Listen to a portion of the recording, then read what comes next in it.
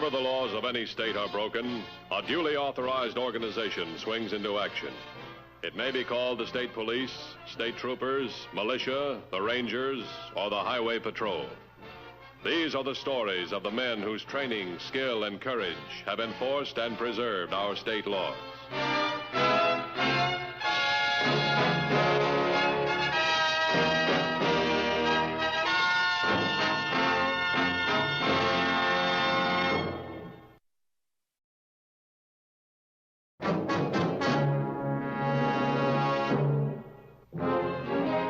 One of the principal trouble sources of any law enforcement agency is circumstantial evidence. Too often, coincidence and chance conspire to point an overwhelming finger of guilt at an innocent person. The Highway Patrol encountered just such a case the morning that Stash Irwin, a wanted criminal, drove through the gates of the Apex Plastics Company.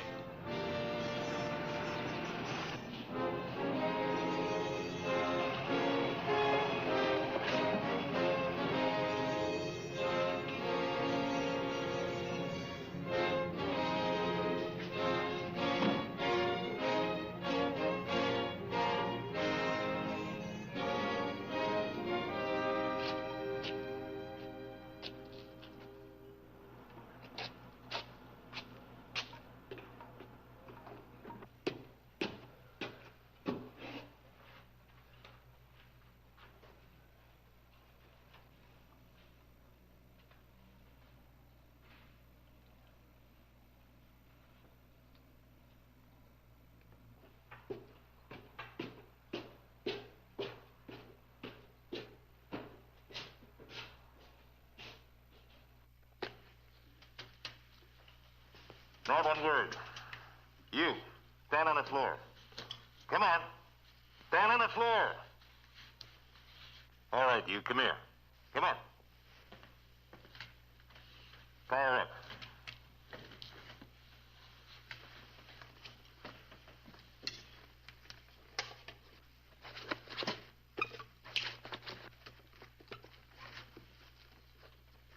Her ankles, too.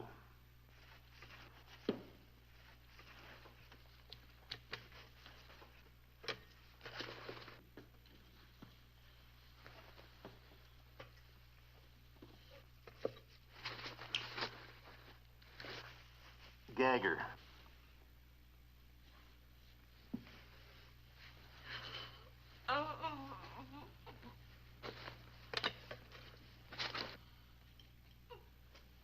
Okay, around the back. Come on, around the back. Turn around. Turn around!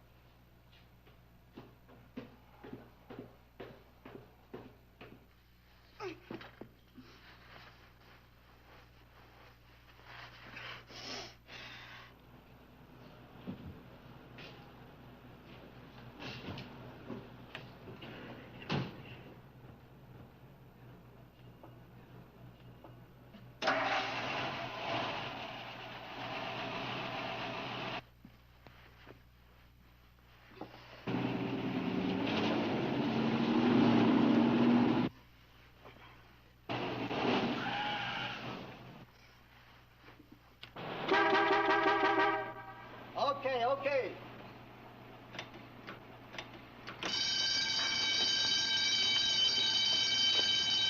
All right, mister, pull it up there. You have to wait now.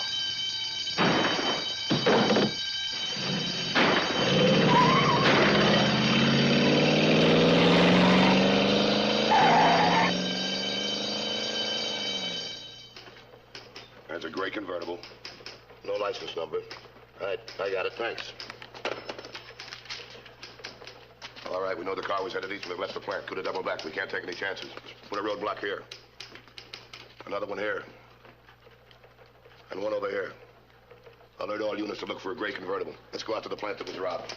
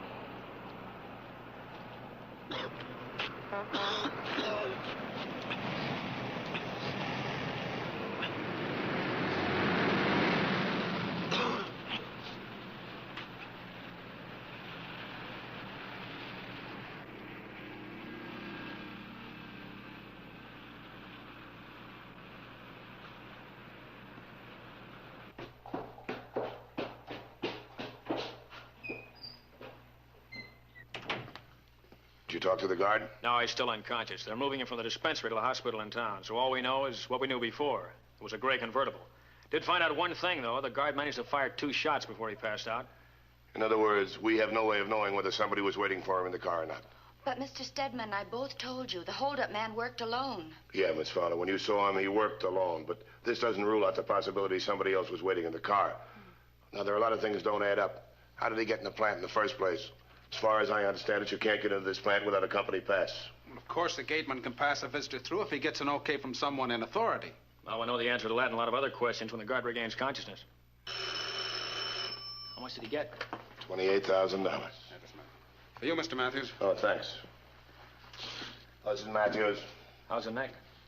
Much better, thanks. Oh? All right, fine. Get it to ballistics as soon as you can, will you? Thanks very much. Right. It's going to be quite a while before we can talk to the guard. He's in a coma.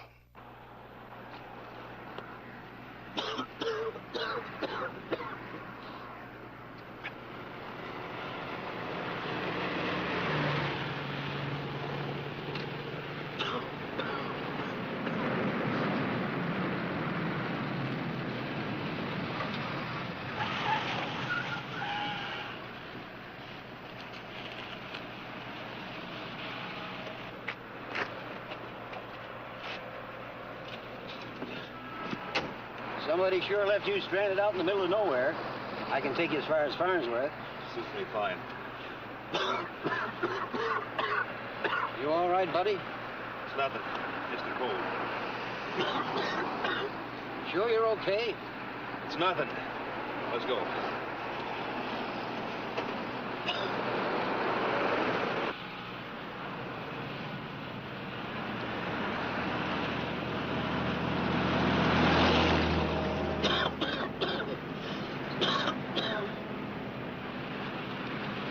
Mister, I don't care what you say. You're sick. I'm going to get you to a doctor. Look, will you forget about it? I'm all right, I tell you.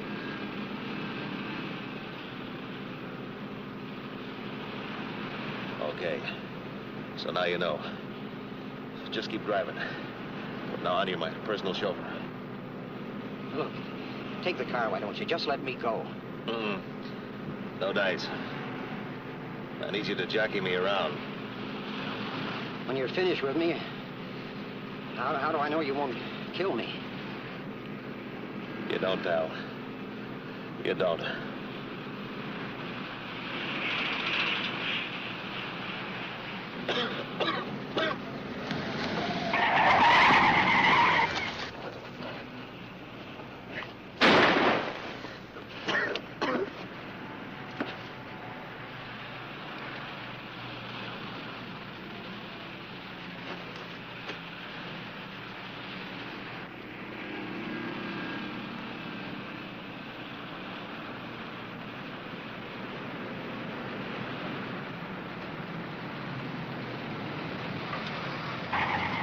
Drop that gun and get out of the car.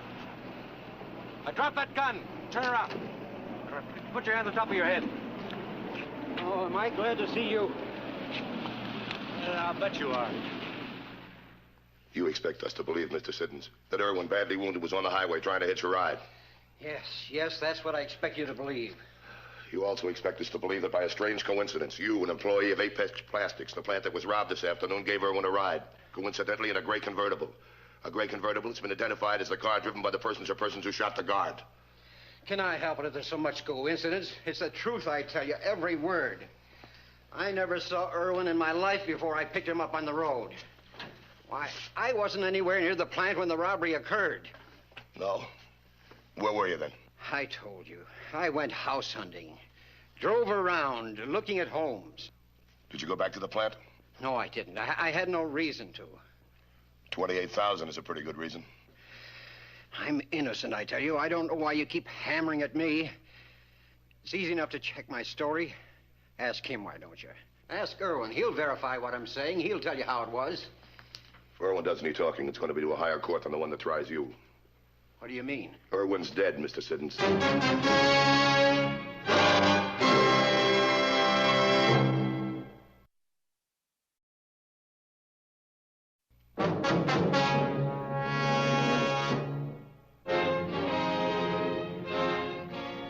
2 hours of intensive questioning failed to shake Warren Siddons' testimony. While in the hospital, the wounded guard was fighting a grim battle for his life. Won't budge.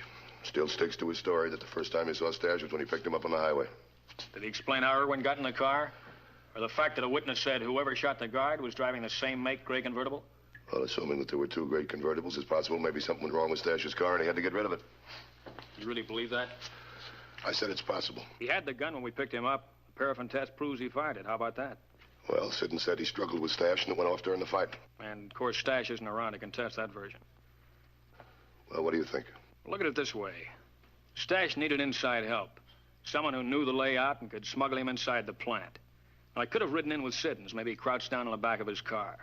Stash would have had to pull the actual holdup alone, because even with a mask, there was a chance that someone in payroll might recognize Siddons. So Stash got the money, came back down, got in the back of the car, and they started to drive off. When the guard heard the alarm go off, tried to stop the car. Siddons gunned him down. The guard managed to get off a couple of shots. As he did, Stash had reared up to see what was going on and caught a slug. The rest we know. And the money? Well, they probably ditched it somewhere before running into the roadblock. Plan to come back and pick it up later. Yeah, that makes sense. There's only one thing. What's that? No matter how much circumstantial evidence we've got, he's innocent until proven guilty. We've got to build a case against him which leaves no room for doubt. That means a complete check of his story, step by step against the facts. That's right. Now, the area where Siddons claimed he picked up Stash Irwin, have it gone over. Tell all units to fan out. Keep their eyes open for any sign of the car or the money.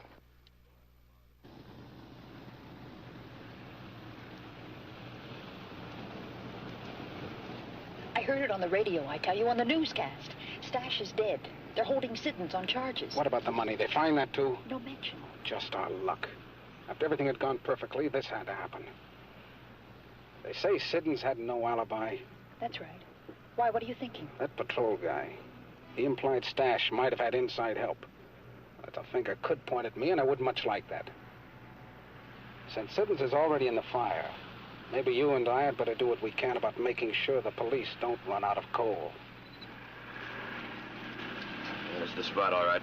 Siddons was definite about that sign when he picked Stash up. And a car should be right around here if there was a car. Stash couldn't have walked very far in his condition. Yeah, that's right. Have the men keep checking. Tell them to spread out and check further up the road. If you want me, I'll be at the Apex plant.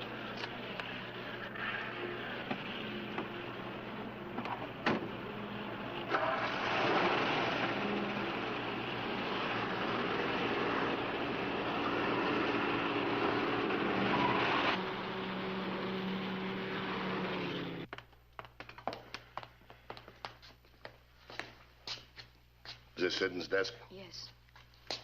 Imagine all that time working with him, eating in the same cafeteria, and he was just waiting for the day to pull off that holdup. Why, I even let him drive me home from work one day. Well, this is nice. A handicapping sheet, Barry Mutual tickets.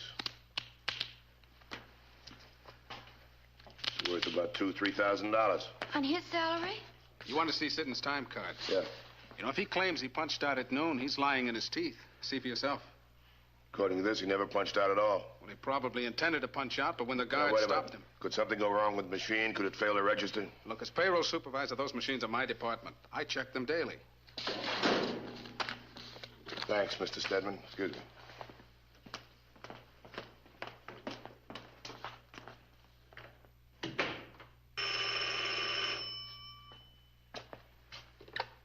Hello? Relax, honey. I just wanted to tell you it's okay. I was able to get into our friend's house. Everything's taken care of. Not one thing you've told us is checked out. Not one. The investigation failed to turn up any trace of the missing money or another gray convertible. Then there's this matter of your time card here. I don't understand that. I distinctly remember punching out. These were found in your desk. It's a lot of dough to spend on horses with your income. Oh, I don't know how they got there. Somebody must have put them there by mistake. I never gamble, except maybe a quarter on the office football pool. I suppose this was somebody else's mistake, too. They were found in your house, packed and ready for a trip. They're not mine. I never saw them before. I don't even own any luggage. They're packed with your clothes. I can't help that. I never packed them. We also found these travel folders. Mexico, Central, and South America. Also an airline timetable with a flight underscored tomorrow night, 8 o'clock to Lima, Peru. We checked with the airlines. They've got a reservation in your name. I don't know anything about it, I tell you. I can't understand any of this. It's like some horrible nightmare. Siddons, how do you expect us to believe you in the face of so much evidence? Yeah. Sir Johnson, come here. That might be it. There's much too much evidence. It's all too neat. Only a chump in this case would deny he's guilty to that or an innocent man. The lab said there were no prints on the luggage. Looked like it was wiped clean. Well, regardless of that, we got enough on this guy to convict a dozen men, but anybody who's smart enough to plan and execute a job like this, well, he'd try to alibi himself, wouldn't he? Could be. Somebody's trying to frame him. Ask him a question. You did arrange for a passport, didn't you? No. If he's planning on taking tomorrow night's flight to Lima, he would have made passport provisions, wouldn't he?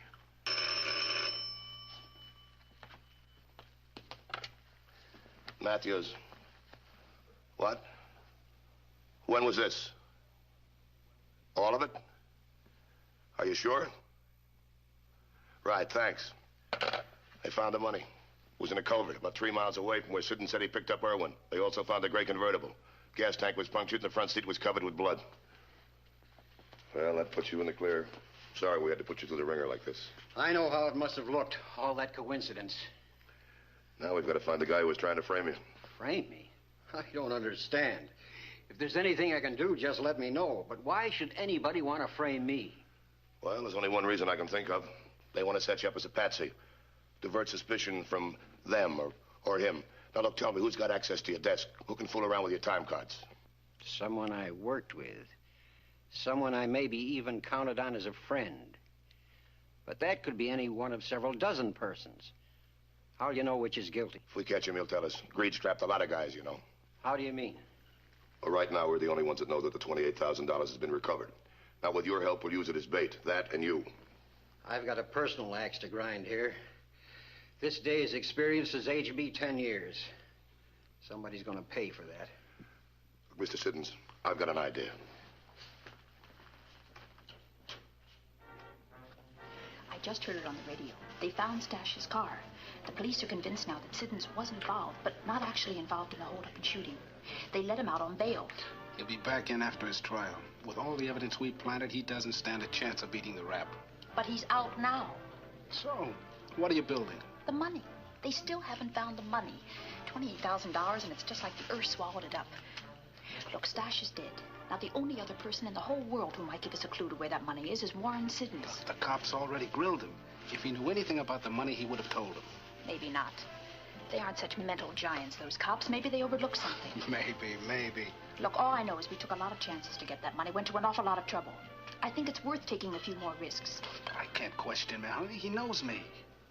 He doesn't know me.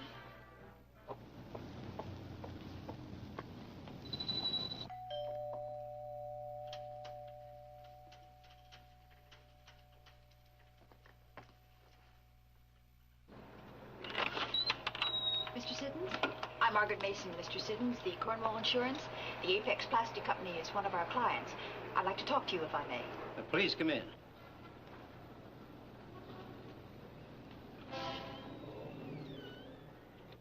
You sit down, please. Thank you. You see, unless that stolen money is recovered, the Cornwall Insurance is out $28,000, so you can well understand our interest. I see. Will you excuse me a moment, please? Of course.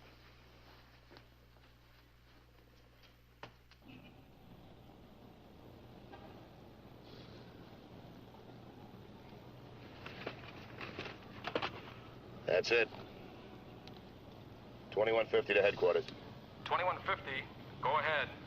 Contact DMV. Get me a 28 and a 29 on license number 2X-ray 49010. Repeat, 2X-ray 49010. 10-4? 10-4, 2150. Mr. Siddons, did Mr. Irwin ever get out of the car? You know, he might have found an opportunity to hide that money if he did. Yes, we stopped near a culvert about 20 miles from Farnsworth. Did you ever tell this to the police, Mr. Siddons? Mm-hmm. But they didn't find anything. Gloria Burgess, 2017 Fernleaf Place, 10-4.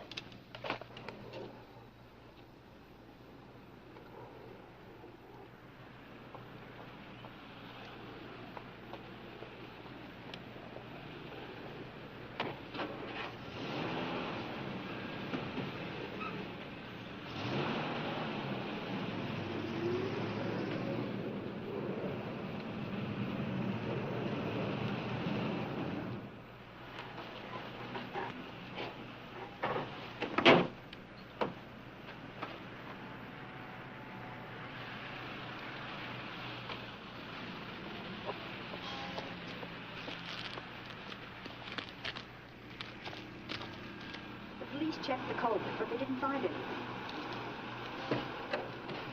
Yes, Siddons is very sure of the directions. Well, what can we lose? All right, I'm sure you have it straight in your mind. Okay, I'll meet you there in 15 minutes.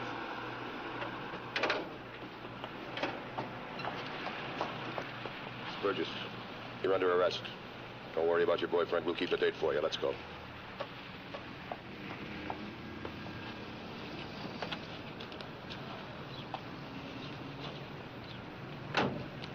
We'll drop her off at the county jail on the way. Strange place to check the payroll. Don't be stupid, you're covered. Get your hands up. Look, I was only trying to help. I thought you may have missed something. Yeah, sure, I bet you did. That's what Miss Burgess thought, too. Okay, take him away.